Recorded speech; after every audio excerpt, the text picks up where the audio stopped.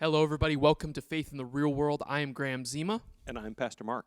And we're doing the first video version of this podcast. We're going to give this a shot. As you can tell, right from the get-go, we are matching. We're in uniform. This was not planned whatsoever. But as we were setting up, it occurred to me, I'm like, we are literally wearing about the same thing. So hopefully, you can tell us apart, obviously.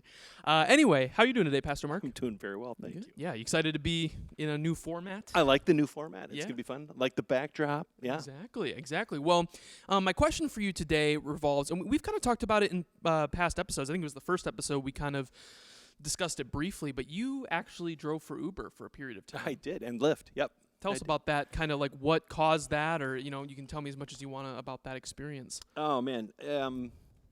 So, yeah, I started driving for Lyft and Uber shortly after I started at St. John's Lutheran Church, and the reason I did it, honestly, was just to get some spending money. That was it. I just would go out for a couple hours and make $20, $30, and then that morphed into a little longer times, and so it would be like, after my day here, I'd go home and drive for a couple hours, or better yet, on my day off, which is Friday, I would do that Friday almost all day and into the early mornings. And then I realized, man, I'm wasting a lot of time. So I just started to do it like Friday and Saturdays after suppers. And I would go and started to become a mission for me to make sure that people had a safe way to get home after being in the bars and that kind of stuff. So I would intentionally go out and try and pick up people who are intoxicated and bring them home. And I'm telling you that the stories, some of them I can't tell you here because they're crazy. But the big thing that I did, and I would always keep private the fact that I'm an ordained Lutheran pastor. It was the times that I would mention, they'd say, "Oh, is this are you full-time driver?" And I'd say, "No." "Oh, what do you do full-time?" "Oh, I'm a pastor." Conversation end. Just stop.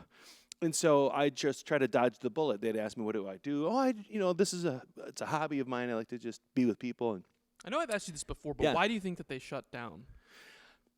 Lots of reasons. I think that sometimes people are very much not in favor of the church at all, and so they don't want to talk about it. And some people think that I'm going to judge them because of whatever situation that they might be in, or they've been talking, or come in the car and there's a group of people and they're swearing up a storm. They think I'm going to judge them. There's all kinds of different reasons why they do that. The big one, though, is that they think pastors are different, or priests are different, and they think that we are holy women and men because we've been ordained, and thus they don't think that we're real people, and they don't know how to talk to us.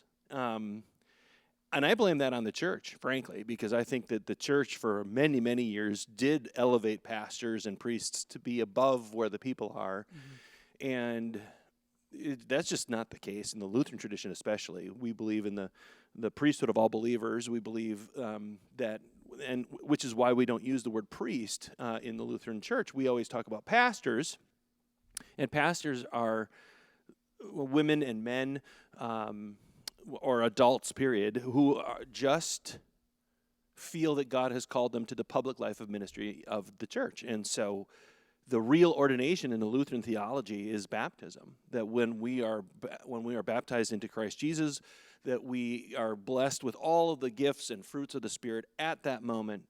And ordination is just something we do for good order in the church. It's not a sacrament. It's not a holy, super holy rite. It's done for good order, and that's it. It sets me aside, mm-hmm. in the sense that I'm trained and to equip the people to do Monday through Saturday that which I do on Sunday mornings. So it's a little bit different. And so because of all that as a backdrop, where do you start a conversation with somebody who's in that role? Sure. I think that's part of it. But what really was amazing in those moments, I drive up my little red Hyundai, and they'd come in, "Oh, are you Mark?" "Yep." They'd plop in the car, and they'd come in, they'd sit down and go, "Thanks for getting me home. I really appreciate it." I'd say, "Oh, you're welcome. How you doing?"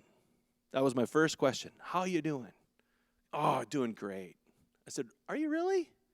And then after I'd ask that question of how you doing, "Are you really?" then would out come like 90% of the time, they would express loneliness, Mm-hmm. that there's just having difficulty finding someone in their life that's meaningful to them. And they would just puke out this sadness. Men, women, non-binary folks, all of them. And there was one night in particular where this, I was in the North Loop, picked up, I don't even remember her first name anymore. She got in the car and immediately broke into tears. I mean, like sobbing. And I kind of looking at her in the mirror, and she could see that I was looking. Are you okay? And she said, "No, I'm not. I'm just lost. I don't know where to go." I said, "Well, do you need me to bring you somewhere else? Are we going to your home, or where are we going?" And she goes, "Well, yeah, my apartment." And I just don't know what to do. My boyfriend is a jerk. He's super controlling, and I said, "Do you have somebody to talk to about it?" "Oh yeah, my best friend in the world. His name is Brad." And he listens to me. He's truly, he's the best friend I've ever had. Da, da, da. And we talked for the longest time. And I listened. She talked for the longest time about her friend Brad, who listens and always knows what to do. He's always looking out for my best interests. And I'm thinking, why aren't you dating him? Because I mean, Did you say that? no, I didn't. Okay. I just thought, And I said to her as we're driving around, and I said, "Can I put my dad hat on? I got 3 kids." And she, "Yeah." And I said, "Why is he nice to you? What does he do that he's nice to you?" "Well, he knows that I like flowers, and so he'll buy me flowers. It's not any big thing, and there's no romance to it at all." And I'm thinking, not for you. Yeah, well, yeah, exactly. And and my boyfriend's so hot. He's got washboard abs, and he's cut, and he's he's tall. He's an athlete. But he's a real jerk. And I said, well, and we're driving, and she's juxtaposing these two all the time, and I said, well, I just want to say, just something to think about, but why not date Brad? And she's like, "Oh, I don't know. I'm just not attracted to him at all. He's total dad bod. He's got, and I'm so," and I said, "Yeah, but okay, what's Brad going to look like when he's 40? Mm-hmm. What's your boyfriend going to look like when he's 40? And she goes, "I never thought about it." I said, "Yeah, I know this." I said, I've got a beautiful wife and a couple kids, 3 kids, and I love them all. My wife never saw me as a romantic interest at all until somebody said her relationship that she was dating with this guy was starting to fall apart a little bit. He didn't see himself married to a pastor, told her that, and that light switch went off on that relationship. And our mutual friend said, "Well, maybe you're not going to marry that guy. Maybe you'll marry Mark Tiede." And she went, "Mark Tiede?" Because I was friend zone, right? Yeah. That's where I was. And it wasn't until that suggestion that the table turned on me. And so then Connie and I started to date, and we had our ups and downs and ins and outs. But eventually we did get engaged and got married, and we've been married for 25 years. And I told her kind of all that stuff, and she goes, I never, you know what? I think I do like him. And I said, "Well, you do. And I mean, you've told me all the things you like about him and all the things he likes about you. And I mean, you have a relationship already that's of sorts." And I said, "But the shift from friend zone to boyfriend-girlfriend that's a big change, and you need to ease into that. I mean, if you want to change this, talk to him about it. See if that's a possibility with him, because maybe he's friend zone to you too, and maybe he's just a super nice guy." But and she goes, and now we've pulled over. I'm ready to let her get out of my car, and she says, "Can we just drive around the block? Can you just," I said, "We can, but I got to charge you for it." And she goes, "Yeah, I know." She goes, "Well, do you really have to charge me?" I said, "Well, if I turn this off, it's not safe for you as a rider, because then the Uber's not watching me then." "Oh, yeah." I said, "So we'll just sit here and talk." And that, so we drove around the block one time, and she said, "Now I got to ask you, there's one other person in my life that talks to our family kind of like you're talking to me, but he's a Catholic priest, and I'm pretty Catholic, and are you like a Lutheran priest or something? And I said, what? She said the Lutheran part too. Yeah, she goes, are you like a Lutheran priest? Do Lutherans have priests? What?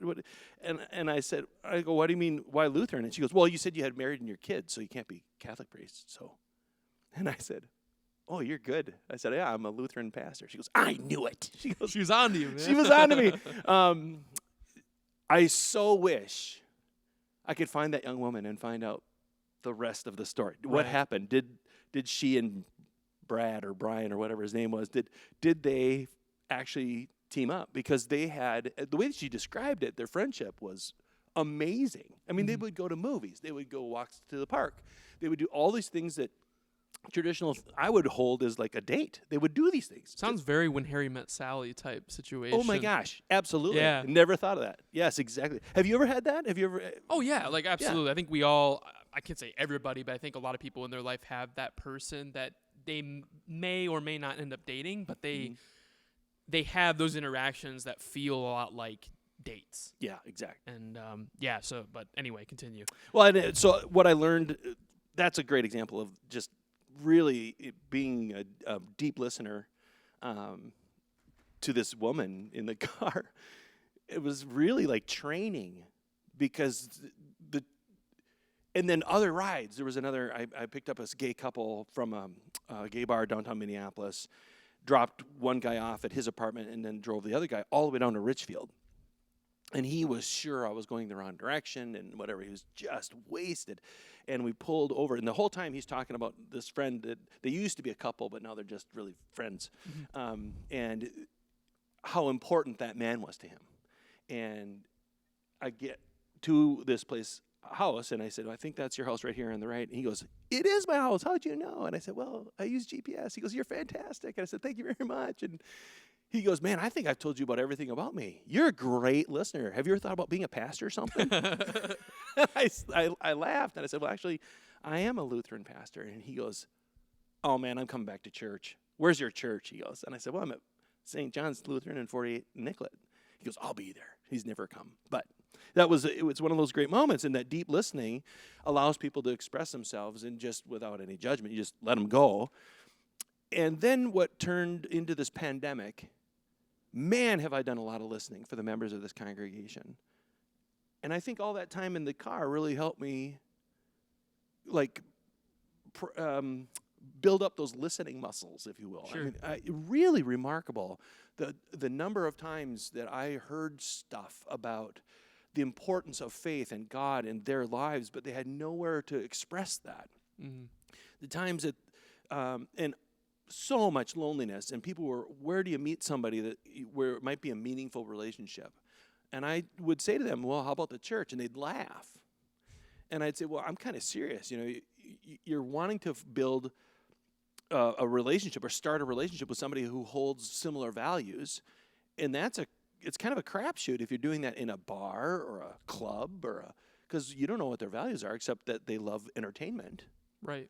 You know, it's a different thing if you find somebody, if you find a church, for example, right, and you find that church values matters of food insecurity and housing insecurity, and they're out working against those things, and they're trying to build up the society, build culture, they're trying to rebuild connectivity in our communities, and somebody else shows up at that same church, and they continue to come to that church, now you know a set of values that you share. You're not going to necessarily get that unless you intentionally seek it out, and then you got to talk through all that to find out what are the values of the other. And one of the things that's helpful about the existence of churches, and not the structures and buildings and the religiosity of it, but the community that gathers, that's the beauty of the church. Right. Right? And it's the strength of the church. And it's where the church has also failed for decades, in that it became about the buildings, the structures, the hierarchy, the power and control. And when it gets away from all that, which COVID forced us to do, and you peel back what became the superficial sod, right? And you pull back and you see what the beautiful earth underneath that is, you realize it's all people and relationships. And the only commodity a church has to broker is relationships. Sure. And that is, I think, one of the reasons that there is so much loneliness in the world today is simply because the church has dropped the ball, and I was part of that. And it was until really driving for Uber and Lyft, and you'd hear the unbelievable loneliness and how people are just so sad and broken, and they have nowhere to go to tell and talk through. They don't have communities, because yes, they have communities, and yes, they have teams, and they have families with soccer teams, and they all create these beautiful little microcosms of relationships of adult parents and those kinds of things. But it doesn't have what the people were longing for, is that connection on a spiritual level. They just didn't and don't provide those things. And I think that going forward, coming out of this pandemic, I am trying to be much more intentional about listening to the needs of the world, the real needs that are out there. And I know that loneliness is one of them, because I keep hearing it from members of the church and non-members of the church alike. And I'm keenly aware that the only salve for loneliness is making sure that somebody else that day got heard, Right. valued, listened, and seen. And so my brain is trying to ask that question of how do we do that? And so at St. John's, we've got you. You're helping us tell the stories. You're helping us try to get the St. John's story out in the world from all aspects. Who is the staff? Who are the members? What are we trying to accomplish in the world? Who is this dorky Pastor Mark that wears the same clothes that the media marketing guy does? I know. But at the same time, I'm not the power of this congregation. It's the people who are in the pews. They are the ones with these unbelievable gifts, talents, and abilities. And they're out in the world working for the government and school districts and all over the place. We've got people from all different places, and we only have, right now, maybe 40 to 50 people on a Sunday because of COVID still. And we thought we were an older congregation, but it turns out, I just did the search today, just told you that. We have 28 people 10 years and younger in this congregation. 28 of them. It's a solid foundation for the future, that's for sure. For sure. And what's important is, in this loneliness theme, is that the youth of this church, I have failed. And I don't know how to fix that other than bringing on this new staff person we hired yesterday, Edith. Edith and her ability to do cross-generational ministries just organically. She'll start with us on Easter Sunday morning. And she is just a sweetheart of a woman, and she's brilliant in the way that she can come up with ideas that will affect our oldest members and our youngest members at the exact same time, and put them at one table to start a conversation in cross-generational ministry. That's the kind of connectivity that a church can do, because we are multi-generational all the time, and it's one of the only places that we can go where we are cross-generational with several generations present at the same time. We are really segmented as a population, and I think that Edith is key to that. And I can't wait for that to start, because we've got to make sure that our young children aren't lonely, that they are seen, valued as the church of today, not just the future, because they are the future, Right. but they're also the church now. They are the face of this congregation. They can help with the food stuff. They can help with the housing insecurity stuff in whatever ways they can, just as much as I can. And I'm so hope-filled with all of that, because I think that there is purpose and reason for churches still to exist. There is still that loneliness thing that we can get after and seek out and change. But above all, there's a whole lot of inclusive love that needs to be spread into the world. And I think that we're, as a congregation, starting to really get ready for that. We've been doing it all along, but the platform is changing for us. And a broader audience is just coming. That includes this. That includes our video blogs that you're doing. And it includes our online worship community that's out there. I'm excited. I'm excited for the future. I'm excited about what we can do. And I'm grateful for my time driving in Lyft and Uber, because it was, you would hear the absolute raw, honest opinions of what people thought of organized religion and church and whatever. Sure. Because they're willing to tell their taxi cab driver. Oh, yeah. And it was, I can imagine. it was raw, and it was awful, but amazing. amazing, amazing times. And I think if the whole church can learn how to listen, like I was listening to the people in my car, if the whole church could listen to the whole world, man, would that make it a whole lot more trustworthy of a world to live in. Absolutely. Yeah. I love a lot what you said, going back even to something that you mentioned when you were talking about driving for Uber, which is you wanted to I forget exactly what you said, but you said you wanted, with the woman you were talking to, to kind of see how the rest of her story the part 2 finished out. That's a really interesting thing in life, because we come across people that we only know for a fraction of the time, and you just forget that they're going to go on to live this entire life that you're going to have no part in. Right. And I think that that's just a fascinating thing. I don't have much more to say about it than just that. I've thought about that in my own life. Like, I've come across so many people, whether it's been through traveling or, even through school or whatever. Sure. Like even your some of your most favorite teachers? Yeah. Or like, you should call them up. They'd love to hear from you. People in high school, like, that I shared, a semester of a class with.